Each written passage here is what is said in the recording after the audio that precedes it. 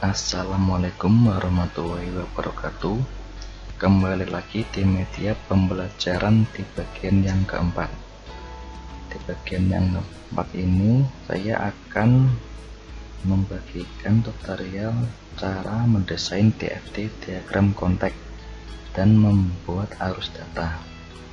Melanjutkan pertemuan yang ketiga kemarin, kita sudah membuat project EasyCache, tetapi masih dalam bentuk diagram konteks yang masih sederhana ini. Untuk mendesain DFT, maka yang perlu kita tambahkan adalah simbol-simbol dalam pembuatan DFT. Oke, langsung saja kita akan menambahkan sebuah simbol dalam pembuatan DFT.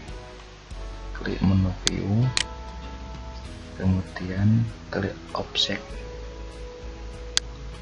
maka akan tampil simbol-simbol DFT. Kali ini saya akan menerangkan beberapa simbol-simbol yang paling penting dalam pembuatan DFT. Yang pertama yaitu simbol kotak. Simbol kotak ini adalah external entity. Yang kedua yaitu simbol bulat. Simbol bulat ini adalah data proses. Yang ketiga yaitu simbol yang berbentuk panah atau arus data. Yang keempat adalah simbol data store. Ini diagram konteks ini masih dalam bentuk sederhana. Di sini sudah tersedia dua entitas dan satu data proses. Untuk menamai simbol entitas, kita bisa dengan cara klik kanan, pilih nama, kemudian isikan nama external entity-nya, misalnya pegawai. Kemudian pilih OK. Selanjutnya entitas kedua kita beri nama simbolnya, yaitu dengan cara yang sama. Klik kanan, kemudian nama, kemudian beri nama entitasnya, misalnya personalia. Klik OK. Kita butuh external entity satu lagi, yaitu dengan cara mengklik simbol external entity yang bergambar kotak ini. Kita klik lalu tambahkan di area objek kita, kemudian diberi nama direktur, yaitu dengan cara klik kanan, nama diisi dengan direktur. Klik OK. Setelah semuanya entity diberi nama, selanjutnya kita akan membuat arus datanya. Arus data itu adalah simbolnya garis berpanah.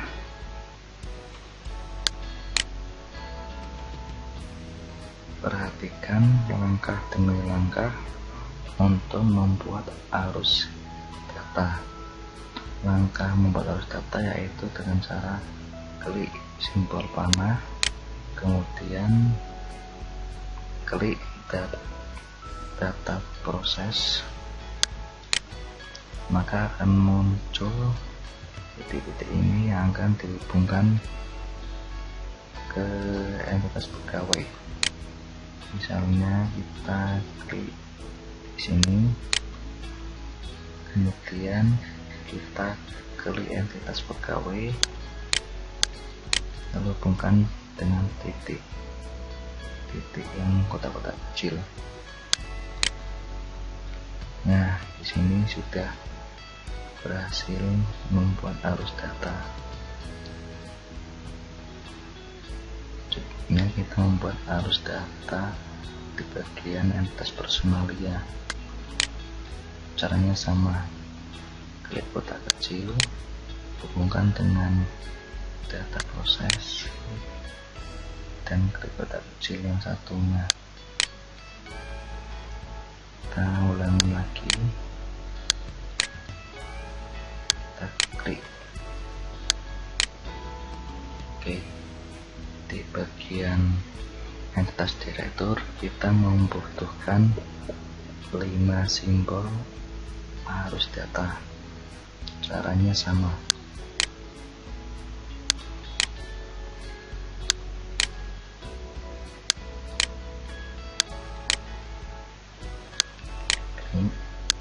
lagi, kemudian entitas direktur kita hubungkan pengujian.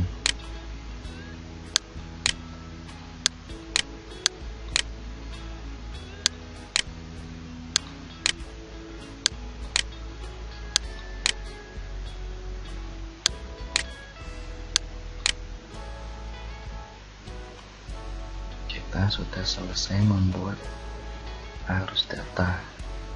Selanjutnya kita menamai simbol satu persatu. Misalnya kita beri nama simbol dari entitas pegawai ke sistem pengujian dengan cara klik sini simbol arus data, klik kanan, kemudian beri name, kemudian beri nama arus datanya, misalnya data karyawan.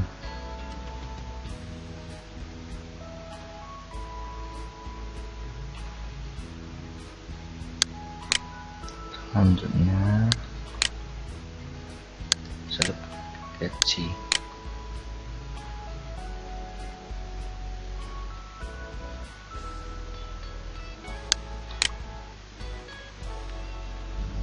Selanjutnya beri nama simbol arus data sampai jadi, mungkin seperti ini arus datanya. Ada data jabatan, data upah per jam, upah lembur, laporan gaji karyawan, laporan data karyawan.